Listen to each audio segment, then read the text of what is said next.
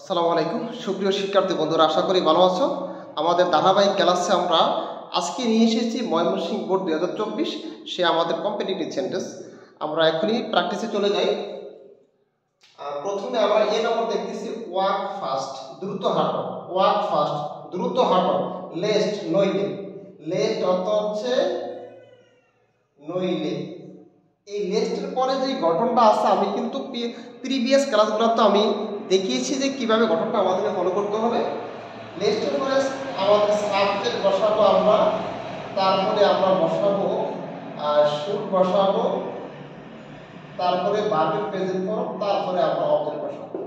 এইভাবে আমরা গঠনটা ফলো করতে হবে। তাহলে ওয়াক ফাস্ট, দ্রুত হাঁটো, নইলে তুমি ক্লাসটা মিস করবে।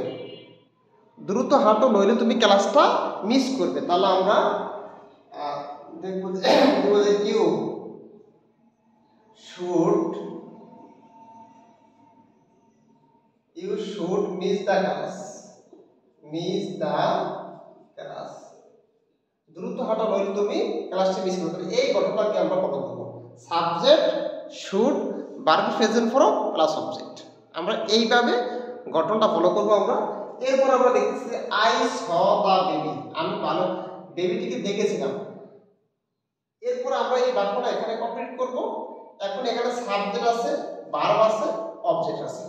এই বাক্যটাকে আমরা কিন্তু যদি একটা সিম্পল সেন্টেন্স একটা রুল আছে, ওই রুলটা ফলো করতে হবে যে সাবজেক্ট ভার্ব অবজেক্ট, এরপর আমরা ভার্বের সাথে আইএনজি দিয়ে কিন্তু বাকি অংশ আমরা করতে পারবো।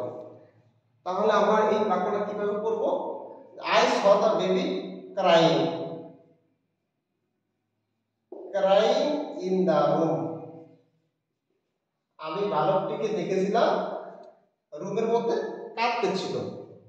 তাহলে এখানে সিম্পল সেন্টেন্স, এই সিম্পল সেন্টেন্সে ডাবল ভার্ব, তো দ্বিতীয় ভার্বের সাথে আইএনজি দিয়ে আমরা করব।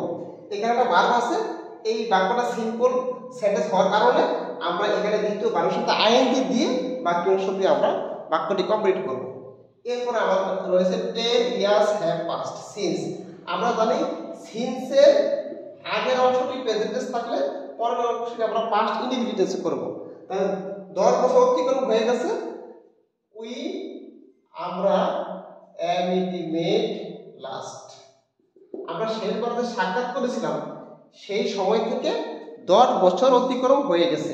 এখন আমরা খেয়াল করব যে since এর প্রথম অংশটি প্রেজেন্ট টেন্স হলে পরের অংশটি আমরা পাস্ট ইনডিফিনিট টেন্সে করব, আর প্রথম অংশটি পাস্ট ইনডিফিনিট টেন্সে হলে পরের অংশটি আমরা পাস্ট পারফেক্ট টেন্সে করব। তাহলে এইভাবে আমরা এখানে প্রেজেন্ট টেন্স পেয়েছি, আমরা পাস্ট ইনডিফিনিট টেন্সে করেছি। এটা আমরা খেয়াল রাখবো যে সাবজেক্ট ভার্বের টু ফর্ম, এটা এই ডাউন এটা হলো ভার্বের প্রেজেন্ট ফর্ম, আর ইটি এটা হলো ভার্বের পাস্ট ফর্ম। আমরা এখানে পাস্ট ফর্ম ইউজ করেছি। এরপর আমরা দো হি ওয়ার্কস হার্ড, যদিও সে কঠোর পরিশ্রম করে। এই জায়গায় আমরা লক্ষ্য করব যে দো অর্থ যদিও, তাহলে দো বা অল্পযুক্ত বাক্য, দো অথবা অল্পযুক্ত বাক্য, তার প্রথম অংশটা যেরকম হবে আমাদের চিন্তাটা থাকতে হবে দ্বিতীয় বাক্যটা তার বিপরীত অর্থবোধক হবে। প্রথম বাক্যটি দো বা অল্পযুক্ত, প্রথম বাক্যটি যেই অর্থ প্রদান করবে দ্বিতীয় বাক্যটি এর বিপরীত অর্থবোধক হবে। সেটা কেমন? দো হি ওয়ার্কস হার্ড, যদিও সে কঠোর পরিশ্রম করে।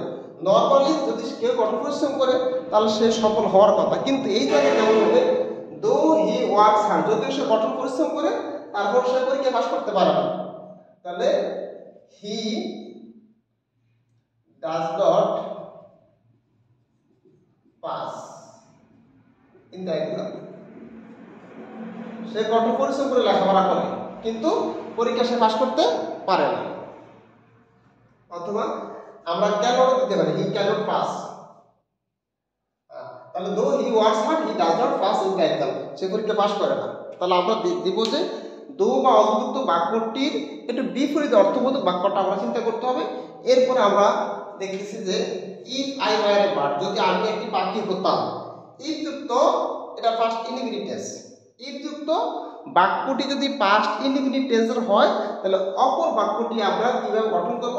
প্রথমে আমরা সাবজেক্ট দিব, তারপরে আমরা উড অথবা কুড অথবা মাইট আমরা ইউজ ইউজ করব, যে কোনো একটা ইউজ করব, ভার্বের প্রেজেন্ট ফর্ম, এরপরে আমরা অবজেক্ট দিব। তাহলে এই গঠনটা ফলো করতে হবে। ইফ যুক্ত বাক্যটির পাস্ট ইনডিফিনিট টেন্সে হলে অপর বাক্যটির গঠনটা আমরা এই গঠনটা ফলো করব।